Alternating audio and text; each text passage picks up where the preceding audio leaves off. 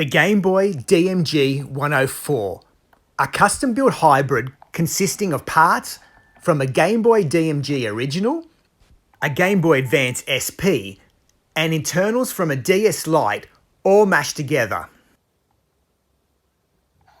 What makes this console unique is its hybrid mashup between multiple consoles, as well as featuring a backlit screen, USB-C rechargeable battery, and the ability to play all your favourite Game Boy Advance and DS games, as well as many others, using a flash cartridge. For some of our viewers, the DMG is the pinnacle of retro rebuilds. However, if you've watched our YouTube channel, you know we couldn't leave this console alone. We had to take it and make it even more ridiculous.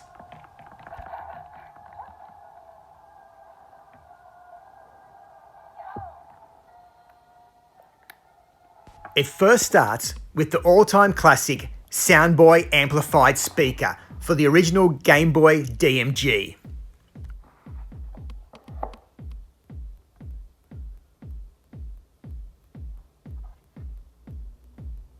This classic peripheral from Sunsoft runs off two AA batteries and plugs into the bottom of your Game Boy DMG console to amplify the sound.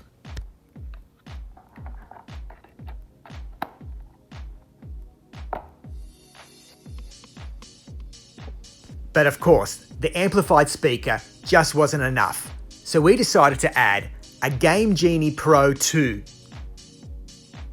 Via a special USB cable, this cartridge allows you to add all your favourite cheat codes to your DS games.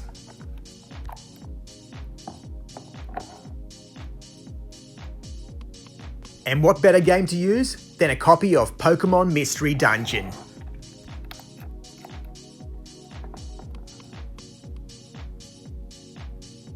To continue with the Pokémon theme of this console, we decided to add a hard outer shell covering to the top half of the Game Boy Advance SP.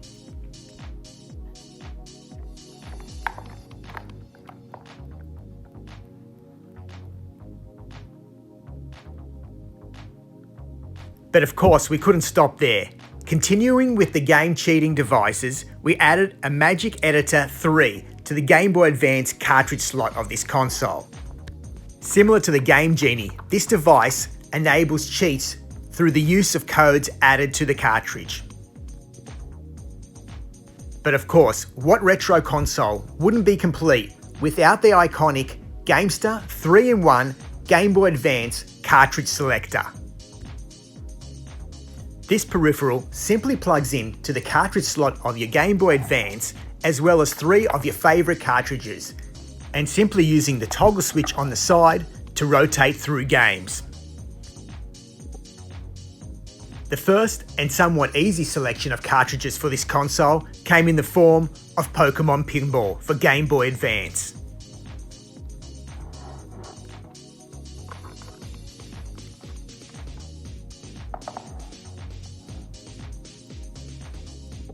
Next, and to spice it up a little, we used MMC's classic video player card.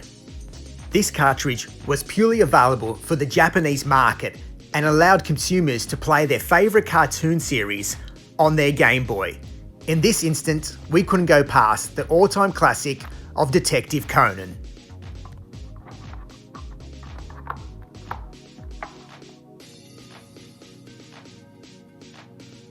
And finally, what better way to overload and take this console to a level of stupidity than by adding the Shark MX modem for the Game Boy.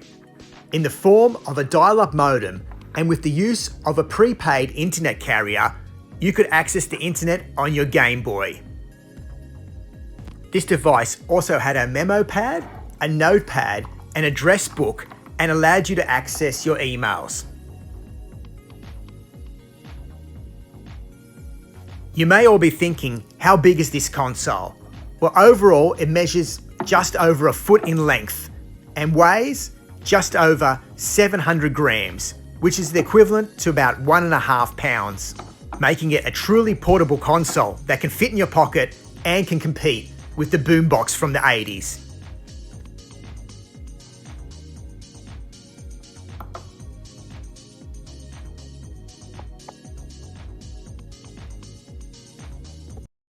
Enjoying this video? Now's the perfect time to like and subscribe to our YouTube channel. Now you're probably all wondering, does this overweight, oversized retro monstrosity actually function? Well, let's find out. The Gamester was initially set to cartridge slot 1, which was the MMC Detective Conan video episode. The cartridge appeared to boot fine at initial process. However, couldn't boot past the initial title screen due to a RAM error. We then switched the Gamester to cartridge slot 2 to see if we could boot the Pokémon pinball game. And unfortunately, the same error appeared. For a change, we then tried the DS cartridge slot. And unfortunately, it couldn't even read the cartridge. We then decided to test the DS cartridge slot with another game. However, to our surprise, it wouldn't detect. Our final test came in the form of selecting the Game Boy modem. However, the same problem appeared. We guess the moral of the story is, sometimes bigger is not always better.